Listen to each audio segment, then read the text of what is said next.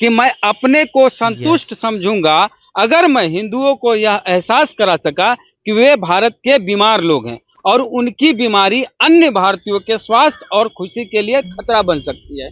तो मतलब बिस्मिल्लाहिर्रहमानिर्रहीम अस्सलामुअलैकुम दोस्तों शायद आपको ये मालूम होगा कि हमारे देश में आजकल एक मुद्दा कुछ ज्यादा ही छेड़ा हुआ है। एक मुद्दा सभी सोशल मीडिया प्लेटफॉर्म पर कुछ ज्यादा ही घूम फिर रहा है और वो मुद्दा है कि तमिलनाडु की जो सरकार है, तमिलनाडु की जो सीएम है, उस सीएम की बेटे ने एक बहुत ही भड़काऊ बयान दे दिया है, जहाँ पर उसने कहा है कि हमारे देश की जो हिंदू धर्म है, ये हिंदू धर्म कोई धर्म नहीं बल्कि ये हमारे देश की एक बीमार है। जी हाँ दोस्तों, जल्द से जल्द इस बीमारी को खत्म करना चाहिए। ऐसे ही भड़काऊ बयान दे दिया था सीएम के बेटे ने, जिसकी नाम है उदयनिधि। जिस बात को लेकर हमारे देश के हिंदू धर्म की जो बड़े बड़े गुरु लोग हैं वो तो कुछ ज्यादा ही भड़क गए हैं और आम हिंदू लोग भी बहुत ही गुस्से में हैं। और गुस्सा होना ही चाहिए जब कोई अपनी धर्म के बारे में कुछ इस तरह की बातें करते हैं, ये गुस्सा होना एक आम बात है। लेकिन दोस्तों आज हम इस वीडियो में इस बात की, उदयनिधि ने जो कहा है, इस बात की एक सबूत देखने जा रहे हैं। और दोस्तों ये एक ऐसी सबूत हम देखने जा रहे हैं जिसे कोई भी हिंदू या कोई भी भारत की नागरिक फेंक नहीं सकते,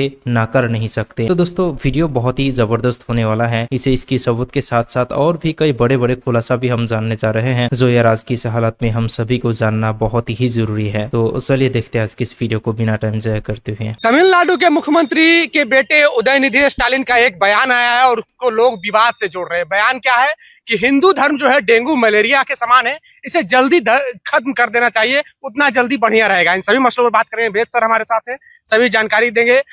हिंदू धर्म को जिस तरह से डेंगू मलेरिया कहा गया है और विवाद से जोड़ा जा रहा है, क्या संदर्भ हो सकता है कहने का उनका? देखिए, हिंदू तो कोई धर्म नहीं है, हम नहीं, मोदी जी बोले। आप देखिएगा तो मोदी जी अपने इंटरव्यू में बोल रहे हैं कि मैं हिंदू को धर्म नहीं मानता, ये वे ऑफ लाइफ है, यानी जीवन जीने की एक पद्धति है, एक रास्ता है, एक मार्ग है जिंदगी जीने का। और जहां तक एमके स्टालिन के बेटे हैं, उदयनिधि स्टालिन नाम है ना उनका, वो जो बोले हैं कि सनातन के बारे में उन्होंने चर्चा की, सनातन धर्म को रोग बीमारी से जोड़े हैं और कहें इसको खत्म कर देना चाहिए। और जब इसका विरोध हुआ तो बोले कि हम अपनी बात पे कायम है, हम फिर उस बात को दोहराते हैं, हम डरते नहीं हैं। उन पर कुछ लोग इनाम भी रख रहे हैं 10 करोड़ रुपया। जिसके जेब में 5 रुपया नहीं है वो 10 करोड़ रुपया इनाम देगा। अरे उसके पास पूछिए, लाइटर वो जो उसके इधर से निकाला ना, उससे कौन चीज जलाता है, उससे पूछिएगा जो इनाम गच्छा है, उसके पास पूछिए कि लाइटर कै रुपया का है, वो मांग के लाया हुआ किसी से, समझे? तो जिस आदमी के पास 10 रुपया नहीं, 5 रुपया नहीं, वो 10 करोड़ इनाम कहाँ से घोषणा कर देता है कि हम देंगे? और काहे किसी को उकसाता है अपराध करने के लिए? अपने जाए, उसका बाल बच्चा, पोता पोती, नाती नतनी, नए भतीजा तो होगा, भांजा होगा, उसका बिरादरी का होगा कोई, उसको भेजे। इस देश के किसी भी व्यक्ति को कहता है मैं 10 करोड़ दूंगा, आप ये अपराध कर दो, आप कलम करके ला दो इसके सर को। और वो उदयनिधि स्टालिन के बारे में, चीफ मिनिस्टर का बेटा है और खुद मंत्री है, और बोल दिया है कि हम बोल दिए हैं तो बोल दिए हैं और पीछे हटने वाले नहीं हैं। अब इस चीज को हम जोड़ते हैं बाबा साहब अम्बेडकर से। यह है किताब जाति भेद का उच्छेद, डॉक्टर BR अम्बेडकर। ये बाबा साहब की किताब है, मेरी किताब नहीं है। बाबा साहब इसको लिखे हैं। इसका अंग्रेजी में जो किताब बाबा साहब लिखे थे उसका नाम है एनिहिलेशन ऑफ कास्ट। और इसमें बाबा साहब अपने इस किताब में भूमिका में ही बाबा साहब लिखते हैं। देखिए ये लिखे हैं, नई दिल्ली, यहाँ लिखा हुआ दिसंबर 1937। 1937 में बाबा साहब अम्बेडकर लिखते हैं कि मैं अपने को संतुष्ट समझूंगा अगर मैं हिंदुओं को यह एहसास करा सका कि वे भारत के बीमार लोग हैं और उनकी बीमारी अन्य भारतीयों के स्वास्थ्य और खुशी के लिए खतरा बन सकती है। तो मतलब बाबा साहब ही इस चीज को बोले थे कि जो हिंदू धर्म है और हिंदू धर्म को मानने वाले लोग हैं वो इस देश के बीमार लोग हैं। ये हमने करे, बाबा साहब करें, हमको कुछ नहीं बोलिए। बाबा साहब बोले हैं कि हिंदू जो है इस देश के वो बीमार लोग हैं। तो बीमार कैसे हुए? बीमारी से। तो इसका मतलब है बाबा साहब भी हिंदू धर्म को बीमारी बताए किताब के अनुसार। देखिए हम नहीं बोल रहे हैं, ये भूमिका है इस किताब की। फिर से पढ़ देते हैं। मैं अपने को संतुष्ट समझूंगा अगर मैं हिंदुओं को यह एहसास करा सका कि वे भारत के बीमार लोग हैं और उनकी ये बीमारी अन्य भारतीयों के स्वास्थ्य और खुशी के लिए खतरा बन सकते हैं। तो बीमार तो हैं और उनकी बीमारी दूसरे भारतीयों के लिए खतरा बन सकती है। तो ऐसी कोई भी चीज जिससे दूसरे लोगों को खतरा हो, खत्म कर देनी चाहिए, यही बात तो स्टालिन बोले। तो स्टालिन की बात वो नहीं है, स्टालिन वही बोले हैं जो बाबा साहब लिखे हैं। तो अगर किसी को आपत्ति है तो कहिए कि बाबा साहब से आपत्ति है, अंबेडकर से आपत्ति है, चाहे भाजपा का हो, कोई हो। तो स्टालिन तो वही बोले हैं जो यहाँ लिखा हुआ है बाबा साहब की किताब में, जाति भेद का उच्छेद, बहुत पॉपुलर किताब है, एनिहिलेशन ऑफ कास्ट। और सर एक सवाल ये है कि संविधान में भी जातीय अगर धर्म की बात की जाए तो धर्म के संरक्षण की भी विवेचना की गई है, उनको मानने वाले लोगों को उनकी धार्मिक भावना को आहत ना हो, इसका भी उल्लेख किया गया है। तो धार्मिक भावना इससे कहाँ खतरे में आ गई? इससे चर्चा का विषय है। अगर कोई कह देता है कि संविधान बदल देंगे तो उसको जेल में डाल देते हैं क्या? उसका विचार है कि ये संविधान नहीं सही है, कोई और संविधान होना चाहिए। अभी नरेंद्र मोदी के जो पीएमओ के जो आर्थिक सलाहकार समिति के अध्यक्ष हैं विवेक देबराय, उन्होंने कहा कि संविधान बदलने की जरूरत है।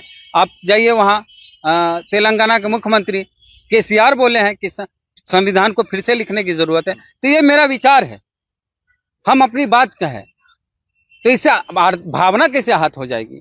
आप उसके काउंटर में विचार तब खत्म हो जाएगा, वैचारिक लड़ाई मतलब विचारों का आदान प्रदान ही खत्म हो जाएगा, तो नए विचार कहां से आएंगे? तो किसी को ऐसा लगता है कि संविधान इस देश के लिए ठीक नहीं है, ज्यादातर लोग को लगता है कि ये संविधान ही देश को आगे बढ़ा सकता है। कुछ लोग को मनुस्मृति पसंद है, तो वो अपनी बात अगर कोई रखता है तो लोकतंत्र में ये भी तो है कि बोलने की आजादी है, फ्रीडम ऑफ स्पीच है, तो बोले। अगर आपको आपत्ति है तो जाके एफआईआर करिए, ठीक है, कानून में है, संविधान में है कि धार्मिक भावना आहत हुई तो एक एफआईआर कर दीजिए। एहन कर सकते हैं जी कि 10 करोड़ का इनाम रखिएगा। बीजेपी के नेता जो लोग हैं वो लोग कह रहे हैं कि ये लोग महाराष्ट्र में मीटिंग किए हैं और ये लोग सनातन को बर्बाद करना चाहते हैं, इसलिए ये लोग सोची समझी राजनीति कर रहे हैं और हिंदू धर्म पे टीका टिप्पणी कर रहे हैं। अच्छा, किसी एक व्यक्ति के कहने से अगर कोई धर्म खत्म हो जाता है तो वो धर्म है जी। अगर कोई एक व्यक्ति बोल दिया कि ये धर्म खत्म हो जाए और उसके कहने से खत्म हो जाएगा, तो फिर कहां 33 करोड़ देवी देवता ताकत? व्यक्ति थोड़ी ना, वो तो व्यक्ति विशेष है, मंत्री है। हाँ भाई, मंत्री है, कितना मंत्री, प्रधानमंत्री हो जाएगा, भगवान से ऊपर हो जाएगा। अगर आप भगवान में आस्था विश्वास रखते हैं तो 33 करोड़ भगवान देवी देवता हैं, तो स्टालिन को तो ऐसे ही पाप लगेगा, भस्म हो जाएंगे।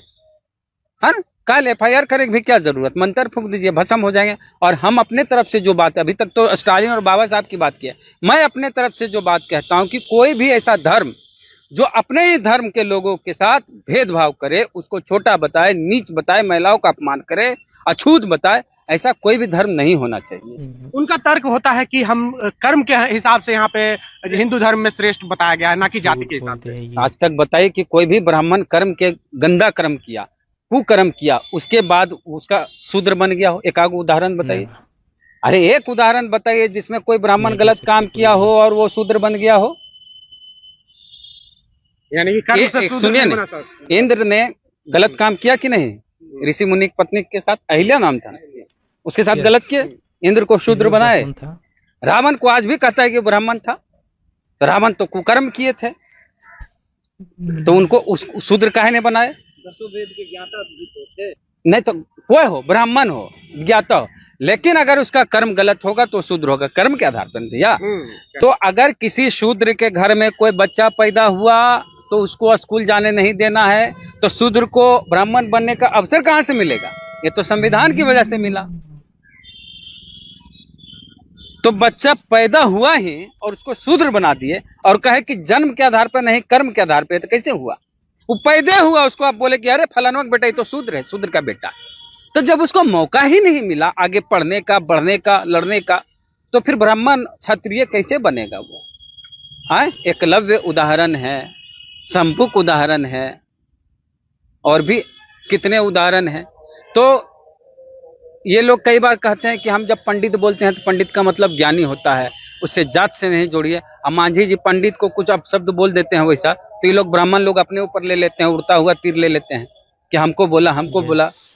और एक चीज बोलचाल की भाषा में है, पंडित मतलब ये लोग ब्राह्मणे मानते हैं। पंडित मदन मोहन मालवीय, पंडित अटल बिहारी वाजपेयी, पंडित जवाहरलाल नेहरू, अरे सबसे ज्यादा ज्ञानी बाबा साहब अम्बेडकर थे, तो पंडित डॉक्टर भीमराव अम्बेडकर काहे नहीं बोलता है कोई? बोलेंगे। कहीं नहीं बोलता है। तो जात के नाम पे जो समाज है, जो धर्म है, बटा है, बिखरा है, वो कभी भी आगे तरक्की नहीं कर सकता, ना देश को आगे ले जा सकता है।